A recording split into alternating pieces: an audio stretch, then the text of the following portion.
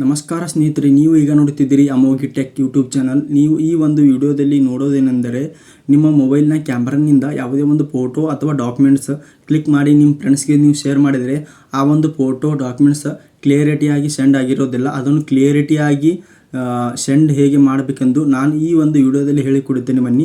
ಅದಕ್ಕೂ ಮುಂಚೆ ನಮ್ಮ ಚಾನಲ್ಗೆ ಇನ್ನೂ ಯಾರು ಸಬ್ಸ್ಕ್ರೈಬ್ ಮಾಡದೇನೆ ವಿಡಿಯೋನ ನೋಡುತ್ತಿದ್ದರೆ ಈಗಲೇ ಹೋಗಿ ಸಬ್ಸ್ಕ್ರೈಬ್ ಮಾಡಿಕೊಳ್ಳಿ ಮತ್ತು ಬಾಜು ಬೆಲ್ನೈಕನ್ ಕ್ಲಿಕ್ ಮಾಡಿ ಆಲ್ನಲ್ಲಿ ಸೆಟ್ ಮಾಡಿರಿ. ಏಕೆಂದರೆ ನಾನು ಇನ್ನಿತರ ಹೊಸ ವಿಡಿಯೋಗಳು ಯೂಟ್ಯೂಬ್ಗೆ ಅಪ್ಲೋಡ್ ಮಾಡಿ ಬಿಡೋದ್ರಿಂದ ಮೊದಲಿಗೆ ನಿಮಗೆ ನೋಟಿಫಿಕೇಷನ್ ಬಂದು ತಲುಪ್ತದೆ. ಹಾಗೆ ನಮ್ಮ ವಿಡಿಯೋನ ಸ್ಕಿಪ್ ಮಾಡದೇ ಕೊನೆಯವರೆಗೂ ನೋಡಿ. ಸ್ಕಿಪ್ ಮಾಡಿದರೆ ನಿಮಗೆ ಅರ್ಥವಾಗೋದಿಲ್ಲ. ಇವಾಗ ನಾವು ಮೊದಲಿಗೆ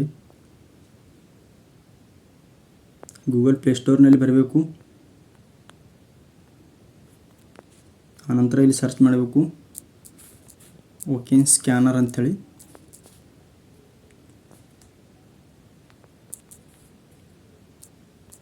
ಇಲ್ಲಿದೆ ನೋಡಿ, ಇದ್ರ ಮೇಲೆ ಕ್ಲಿಕ್ ಮಾಡುತ್ತೇನೆ.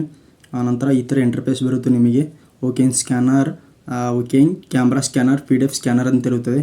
ಇದರ ಲೋಗೋ ಏನಪ್ಪ ಅಂದರೆ CS ಕ್ಯಾಮ್ರಾ ಸ್ಕ್ಯಾನರ್. ಇವಾಗ ಬ್ಯಾಕ್ ಬರೋಣ. ಈ ಒಂದು ಅಪ್ಲಿಕೇಶನ್ ನಿಮಗೆ ಪ್ಲೇಸ್ಟೋರ್ನಲ್ಲಿ ಸಿಗಲಿಲ್ಲ ಅಂದರೆ ನನ್ನ ಡಿಸ್ಕ್ರಿಪ್ಷನಲ್ಲಿ ಇದನ್ನು ಲಿಂಕ್ ಕೊಟ್ಟಿರ್ತೇನೆ. ಇದನ್ನು ಹೋಗಿ ಇನ್ಸ್ಟಾಲ್ ಮಾಡಿಕೊಳ್ಳಿ. ಇವಾಗ ಓಪನ್ ಮಾಡೋಣ. ಓಪನ್ ಮಾಡಿದ ತಕ್ಷಣ ಈ ಥರ ಇಂಟರ್ಫೇಸ್ ಬರುತ್ತೆ ನಿಮಗೆ. ಇಲ್ಲಿ ಡಾಕ್ಯುಮೆಂಟ್ಸ್ ಮತ್ತು ಇಲ್ಲಿ ಕ್ಯಾಮ್ರಾ ಲೋಗೋ ಹಾಗೆ ಟೂಲ್ಸ್ ಅಂತ ಇರುತ್ತದೆ. ಟೂಲ್ಸ್ ಅಂದರೆ ಇಲ್ಲಿ ಬೇರೆ ಬೇರೆ ರೀತಿ ಕೋಡ್ ಅಥವಾ text, scan documents, books, ID card, photo ಕೂಡ ನೀವು ಕ್ಲಿಕ್ ಮಾಡ್ಬೋದು. ಇವಾಗ ಡಾಕ್ಯುಮೆಂಟ್ಸ್ ಇದೆ. ಡಾಕ್ಯುಮೆಂಟ್ಸ್ ಅಂದರೆ ನಾನು ಕ್ಲಿಕ್ ಮಾಡಿದಂಥ ಡಾಕ್ಯುಮೆಂಟ್ಸ್ದು ಫೋಟೋಸ್ಗಳು ಇಲ್ಲಿವೆ ನೋಡಿ. ಹಾಗೆ ಇಲ್ಲಿ ಕ್ಯಾಮ್ರಾ ಇದೆ ಸೆಂಟರ್.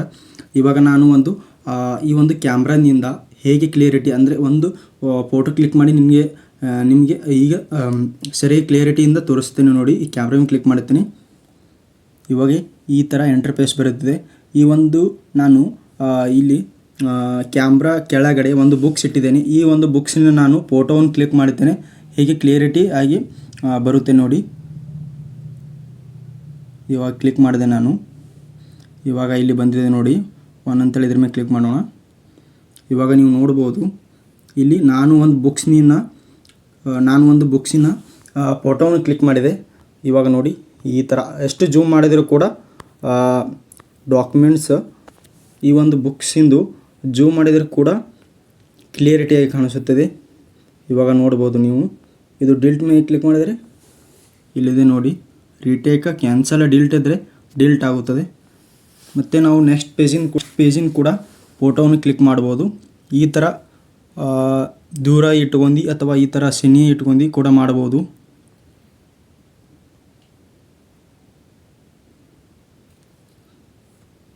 ಇವಾಗ ಕ್ಲಿಕ್ ಆಗಿದೆ ನೋಡಿ.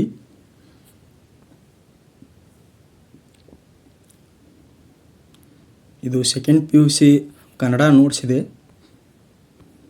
ಇವಾಗ ನೋಡಿ ಈ ಥರ ಕ್ಲಿಯರಿಟಿಯಾಗಿ ಬರುತ್ತದೆ. ಇವಾಗ ಇಲ್ಲಿ ಡನ್ ಇದೆ ನೋಡಿ. ಇದರ ಮೇಲೆ ಕ್ಲಿಕ್ ಮಾಡೋಣ. ಆನಂತರ ಇಲ್ಲಿ ಎಡಿಟ್ ಮೇಲೆ ಕ್ಲಿಕ್ ಮಾಡಿ ಈ ಒಂದು ಬುಕ್ಸ್ ನೇಮ್ ನಾವು ಸೆಲೆಕ್ಟ್ ಮಾಡೋಣ.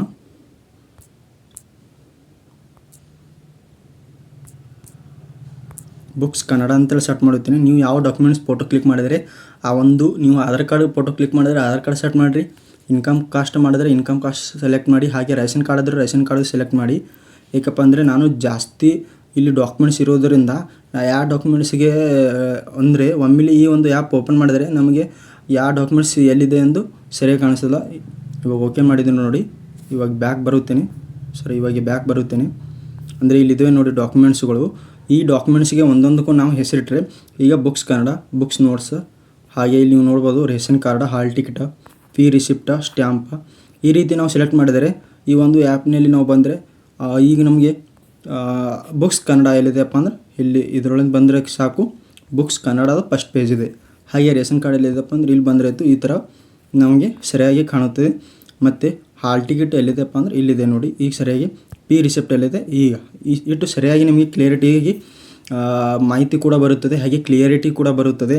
ಮತ್ತು ನೀವು ನೇಮ್ ಸೆಲೆಕ್ಟ್ ಮಾಡಿದರೆ ನಿಮಗೆ ಒಂದು ಅಂದರೆ ಡೈರೆಕ್ಟ್ ಓಪನ್ ಮಾಡಿದ್ರೆ ಸ್ವಲ್ಪ ಬೇಗನೆ ಸಿಗುತ್ತದೆ. ಇಲ್ಲ ನೀವು ನೇಮ್ ಸೆಲೆಕ್ಟ್ ಮಾಡಿಲ್ಲ ಅಂದರೆ ಇಲ್ಲಿ ನೀವು ಡಾಕ್ಯುಮೆಂಟ್ಸ್ ಡೇಟಿಂದು, ಟೈಮಿಂಗ್ದು ಫೋಟೋ ಕ್ಲಿಕ್ ಆಗಿದ್ದು ಬರುತ್ತದೆ. ಇಲ್ಲಿ ನೀವು ನೋಡ್ಬೋದು ಈ ರೀತಿ ಬರುತ್ತದೆ. ಹಾಗೆ ಈ ವಿಡಿಯೋ ಹೇಗೆ ಅನಿಸಿದೆ ಎಂದು ಕಮೆಂಟ್ ಬಾಕ್ಸ್ನಲ್ಲಿ ತಿಳಿಸಿ.